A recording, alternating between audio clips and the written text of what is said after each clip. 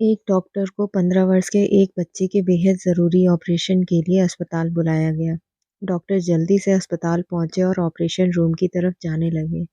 वहां पर खड़े उस लड़के के पिता बेहद चिंतित थे और वे बहुत देर से डॉक्टर का इंतज़ार कर रहे थे।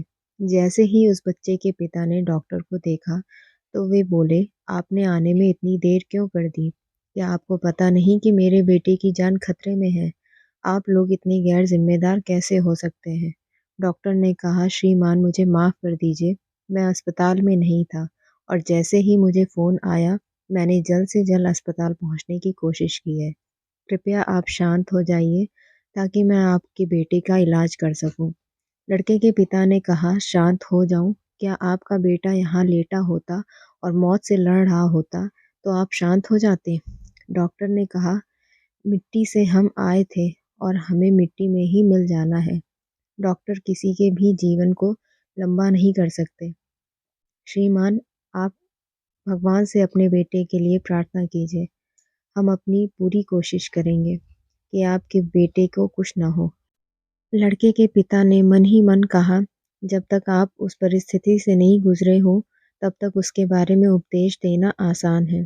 कुछ घंटों के ऑपरेशन के बाद डॉक्टर बाहर आए और लड़के के पिता को कहा, "भगवान का शुक्र है कि आपका बेटा अब सुरक्षित है।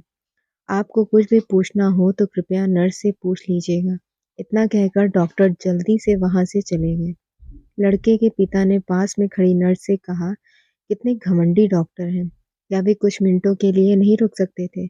मुझे मेरे बेटे की स्थिति के बारे में जानना है।" नर्स की आंखों में आंसू थे।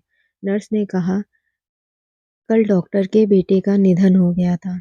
जब हमने आपके बेटे के ऑपरेशन के लिए फ़ोन किया था, तो वे अपने बेटे के अंतिम संस्कार को बीच में छोड़कर ऑपरेशन करने आए थे। अब लौटकर वे अपने बेटे के अंतिम संस्कार के कार्य को पूरा करेंगे। Moral of the story: never judge anyone because you never know how their life is and what they are going through." हर व्यक्ति की अपनी कहानी होती है और हम उनके जीवन की परिस्थिति के बारे में नहीं जानते। इसलिए उनके व्यवहार के बारे में हमें निर्णय लेने का कोई अधिकार नहीं।